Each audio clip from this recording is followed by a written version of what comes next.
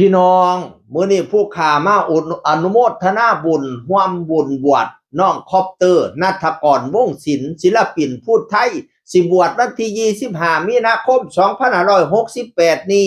แม่เกียรติแม่ฮักน้องคอปเตอร์มาโพสต์ว่าจังซี่ล่ะขอเรียนเชิญพี่น้องญาติมิตรแฟนคลับและท่านที่เคารพนับถือร่วมอนุโมทนาบุญเนื่องในงานพิธีบรรพชาสามเณรคอปเตอร์ณัฐกรปวารณะในวันที่25มีนาคม2568ณวัดศรีธาตุอำเภอศรีธาตุจังหวัดอุดรธานีอุดิตถนน25มกราเชิญพี่เชิญน้องรวมอนุโมทนาบุญนำเด้อว่าซั่นว่าแล้วก็โพสต์อีกเนนน้อยเจ้าปัญหาเจ้าปัญญา เจ้าปัญญาอย่าว่าเจ้าปัญหาหรือเปล่าสมทุกกองบุญทักแม่แอดได้ทุกคนว่าซั่นว่าผู้ใดสิสมทบกองบุญกระทักแม่แอดเพิ่นไปเด้อพี่น้องบวชวันที่25ใกล้แล้วเด้อาทิตย์หน้านี่เด้พี่น้องเอ่ยย่าจินดา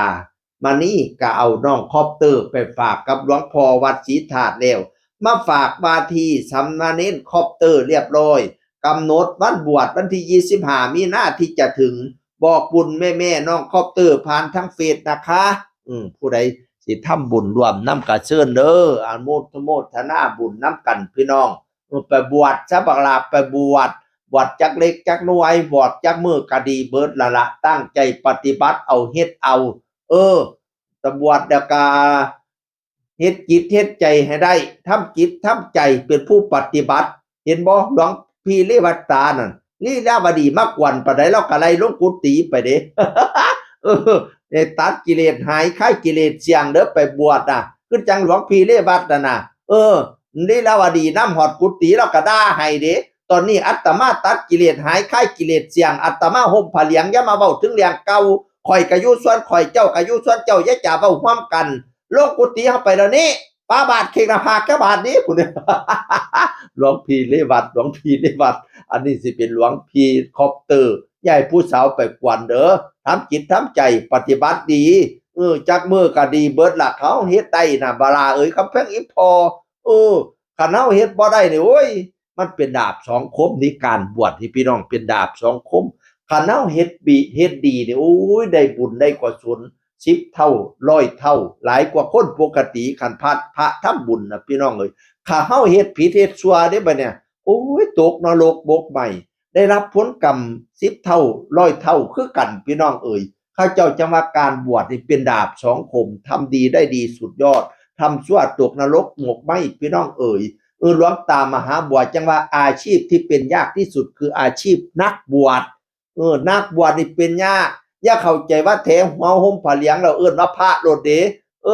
มันต้องปฏิบัติให้ได้ปฏิบัติไม่ได้ก็ไม่ใช่พระพี่น้องเอ่ยมีอัตถกถาจารย์ท่านหนึ่งเพิ่นเว้าว่าในหมอนะ6เนี่ยมีลำตาลลำหนึ่งลำใหญ่ลำบักใหญ่เอาไว้พาดผ้าจีวรสำหรับพระที่ตกนรกเขาเจ้าบ่ให้ใส่ผ้าเชียงหูนุงห่มเด้สบงอังสาจีวรสังฆาติบ่ให้เอาลงให้เอาพาดไว้ลำตาลนั่นพะนะว่าลำตาลลำบักใหญ่จนว่าเอ็นเพราะว่าผ้าจีวรมันหลาย แสดงให้เห็นว่าพระตกมรณะ6หลายจนว่าลำตาลเอ็นลำตาลที่พาดผ่าสังฆติจีวรน่ะพี่น้องเอ่ยฉะนั้นแล้วอย่าเข้าใจว่าพระสิได้บุญเสมอไปถ้าเฮาเพศผิดแล้วตกมรณะ6มกใหม่พี่น้องเอ่ยเพิ่นจะว่าให้พร้อมถึงบวชเด้อฝากไปหาแม่ๆทั้งหลายไม่ใช่หมายความว่าน้องคอปเตอร์นะหมายถึง FC เสียงอื่นทั้งหลายที่ฟังเสียงอื่นอยู่เนี่ยสิบอกเป็นเกตความฮู้สิบวชลูกบวชเต้าน่ะให้ถามลูกถามเต้าก่อนว่ามันพร้อมบ่ถ้ามันบ่พร้อมอย่าเฝ้าให้มันบวชถ้าบวชเข้าไปแล้ว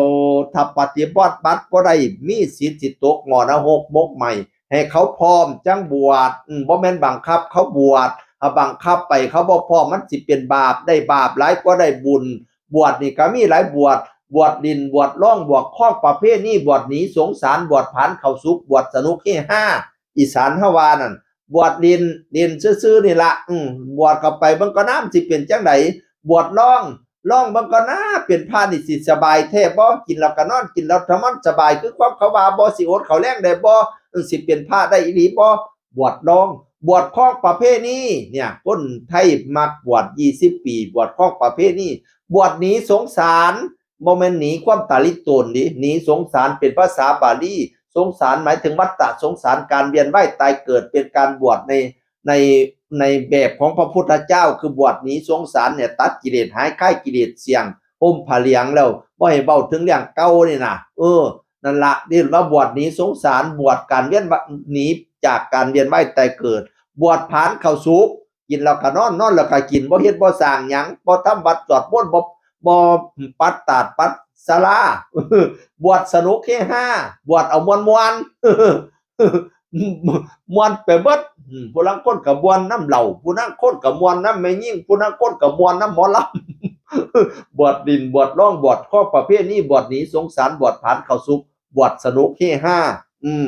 คุณแม่ทั้งหลายที่จะบวชลูกบวชหลานให้ลูกให้หลานให้บรรพร้อมก่อนอันเดอสมัยตั้งแต่กี่โอ้ยหลวงปู่สอบหลวงปู่ขาวหลวงปู่ฝันก่อนสิบวชเพิ่นไปเป็นตาปลาขาวอยู่ปี2 ปีผู้เด้ต้องไปเบิ่งว่าพระเพิ่นปฏิบัติจังไดบัดยามเฮาบวชไปแล้วสิได้ปฏิบัตินำเพิ่นเป็นเพราะว่าสมัยแต่กี้มันบ่มีหนังสือให้อ่านสมัยข่อยนี่โอ้ยเพิ่นมีหนังสือศีล227ข้อข่อยไปเป็นนาคนี่เพิ่นเอาหนังสือศีล227ข้อให้อ่านเลยว่าเฮาต้องปฏิบัติจังซั่นจังซี่พระสมัยซุมื้อนี้ส่วนใหญ่บวชเข้าไปบ่ทันได้อ่านแต่ดอกศีล227ข้อก็เลยบ่ฮู้ว่าตัวเฮ็ดผิดเฮ็ดถูกต้องให้พร้อมถึงบวชถึงจะได้บุญด้วยกุศลนี่ฝากถึง FC ทั่วๆไปนะไม่ได้พูดถึงแม่ฮักน้องคอปเตอร์เพิ่นบวชข้อยก็อนุโมทนานำเด้อบ่ล่ะเด้อตั้งใจเฮ็ดเอาบวชเอาจักมื้อก็ได้พี่น้องดีเบิดว่าแต่เฮ็ดได้ตั้งใจเฮ็ดลูกบวชเฮาเฮ็ดดีได้บุญกุศลหลายพูดแล้วขึ้นสวรรค์ดิ่งๆพูดแล้วถ้าเฮ็ดผิดแล้วก็โอ้โธตกมรณะมกใหม่ตั้งใจเฮ็ดเด้อลูกเด้อเพราะอย่างอื่นนี่มาบอกให้ตั้งใจเฮ็ดเตือนลูกเตือนหลานบ่แม่นว่าสิเห็นลูกห่มผ้าเหลืองซื่อๆเด้ต้องบอกให้ลูกปฏิบัติให้มันได้พร้อมจั่งซี้ข้อยคันเว้าแบบข่อยโอ้ยเว้าไปหลายปล่อยยืดได้เป็นผู้มักเว้าซ้ำนี่ล่ะเสียงอื่นคนเก่าเว้าสู่ฟังสวัสดีครับสวัสดีครับ